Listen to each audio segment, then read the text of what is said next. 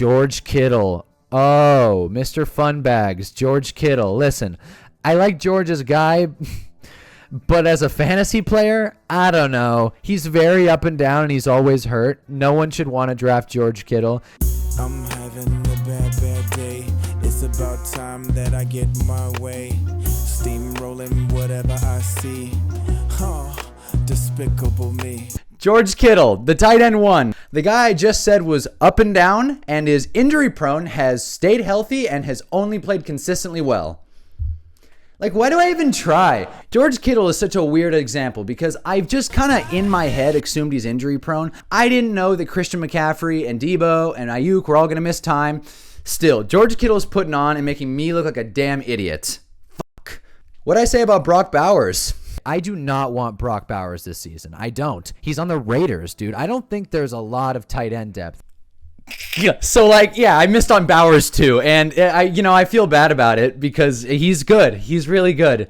He's young. He is consistent. He plays like a veteran. He looks like a veteran, but he's stud. He's absolute stud, and I was way off.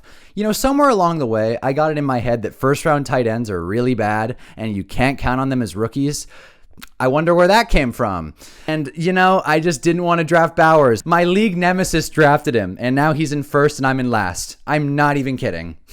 What a year. Let's talk about Kate Otten now.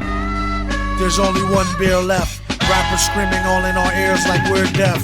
Tempt me, do a number on a label. Beat up all the MCs. Such a great song. Oh my God. Kate Otten is not anyone's favorite tight end. Besides Baker Mayfield, for some reason. I don't know what that's all about. I didn't expect Kate Otten to be good. You didn't expect Kate Otten to be good. And honestly, having the initial C and the last name Otten, spelling out cotton, is kind of strange to me. Not Brendan Strange, but it's strange. Kate Otten, that's all I have to say. Dude, Kyle Pitts, what the fuck is this career, dude? If I were an NFL player, I'd imagine my life to have some sort of trajectory similar to Kyle Pitts because it feels like he's just unlucky. Like, it doesn't ever feel like it's his fault, but like, he hasn't been meeting expectations at all.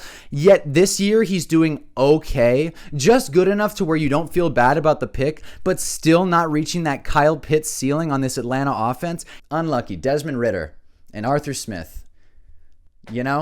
Whatever. So that tier was guys who have been good, I guess. This next tier is going to be, and don't worry, I'm going to get to Travis Kelce. I promise you I'm going to get to Travis Kelce at the end. But my next tier is interesting whites. So let's roll. Sam Laporta. What is going on there? Sam Laporta. I thought he was going to be good this season, which is funny because last season I didn't know who he was. And I wrote in my league power rankings, who drafted Sam Laporta? Why even bother? Tight end 1. So not great on my part, but either way, Sam Laporta was supposed to put on. And it's one of those situations where the offense is doing really well and everyone's doing good except him. Kind of the Jalen Waddle of tight ends. And I don't feel bad. And I don't even think he's bad because he was good last year. He'll probably bounce back. Like, he's due for a couple boom weeks. But yeah, I love Tucker Kraft, man. Oh yeah, Tucker Kraft is awesome. But when are we going to talk about Tucker Kraft? Yeah, I really like Tucker Kraft. Let's do it, yeah? All right, so I guess we're not doing one for Tucker Kraft, but I'm a fan of this guy. I picked him up because I drafted Mark Andrews and I needed something. So I picked him up on waivers, spent way too much fab on him, and it worked out.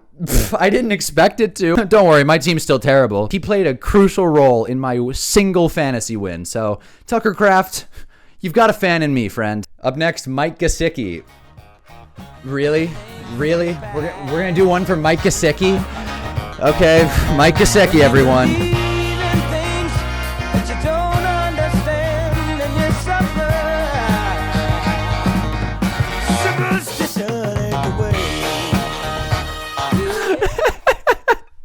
Man, dude, I can't even talk about Mike Gesicki without laughing. I have no analysis for this dude. Mike Gesicki is one of the funniest players I've ever seen in my life. And even talking about, I can't stop. I've tried this. I've tried doing it without laughing. I can't. Mike Gesicki, what the hell? When T. Higgins isn't on the field, start him. That's all you need to know. He's bald and fun. There you go, Mike Gesicki. Let's move. Moving off of interesting whites, we have our next tight end tier, which is just, what the f***? What is going on with these people? First one up, Dalton Kincaid.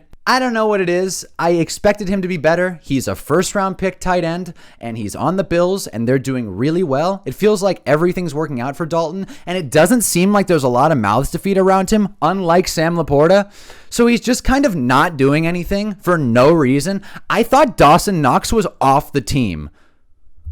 So, like, that's a shame. It was a lame pick, and I feel bad because I was in it. I didn't draft him a bunch, but I was in there. I was on the front lines with you, pal. Didn't like it. Didn't like the read. Let's move on.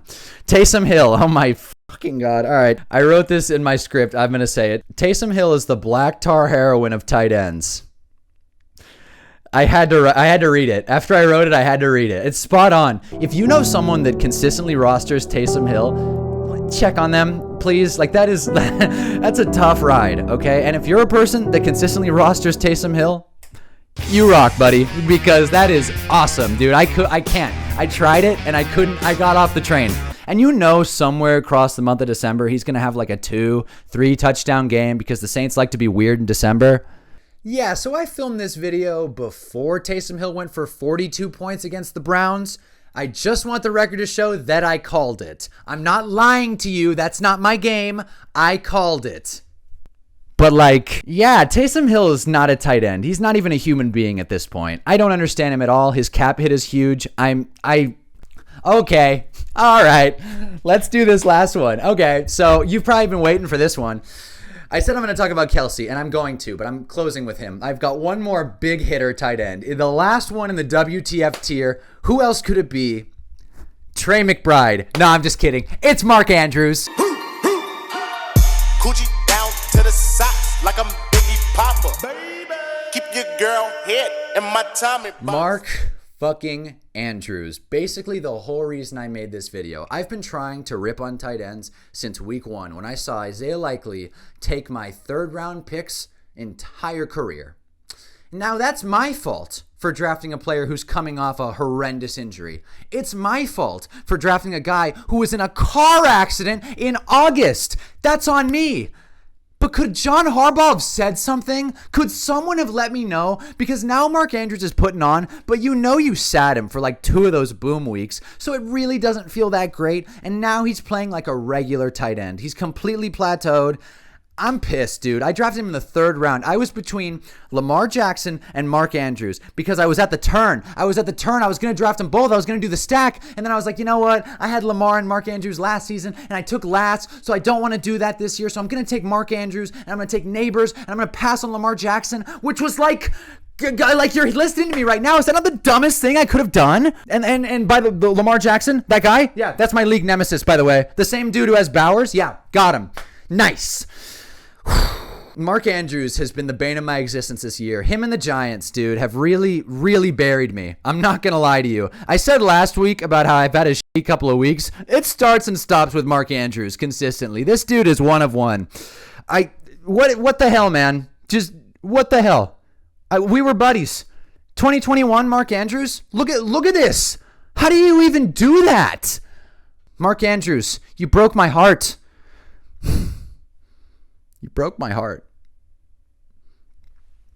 What the hell is National Tight Ends Day? Like, I'm not trying to sound like a hater. I think it's a cool idea. National Tight Ends Day. Let's celebrate a holiday. But I'm kind of sick of hearing about it. I know it already passed this year, so we got a whole year ahead of us.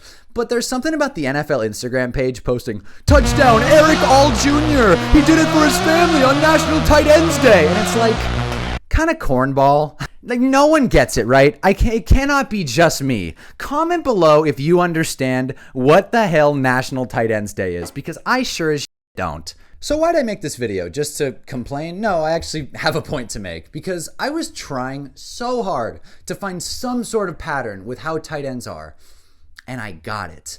We're all wrong about how we see tight ends. At least I was. Here's what I found. An article from 2020 from like ramshouse.com. I'll link it. It's not important. But it says in 2020, tight ends are a top heavy position this year. Specifically this year. No, pal, they weren't. And then I said, this year, I don't think there's a lot of tight end depth. This is not the year that you want to punt on tight end.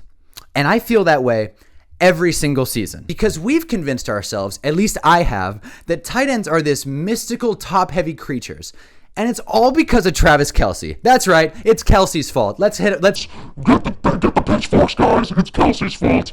Mark Andrews and Travis Kelce were so good that it didn't let us realize how all the middle tight ends were catching up. So now we have a lot of solid guys like Tucker Kraft, Cade Otton, Mike Gesicki, who are just good, you know? And like Zach Ertz is like the tight end 8, and he's doing okay. So the problem with tight ends isn't how they're playing or Mark Andrews is inconsistent. Like, that's annoying.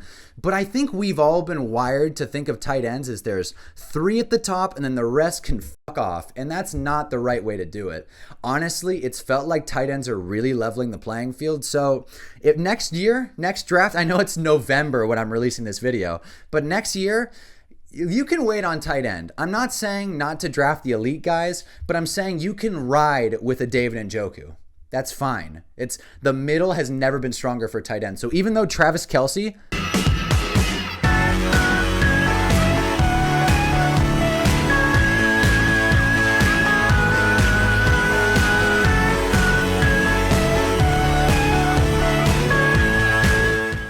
I had to throw one more in the end there. I hope that was okay with you.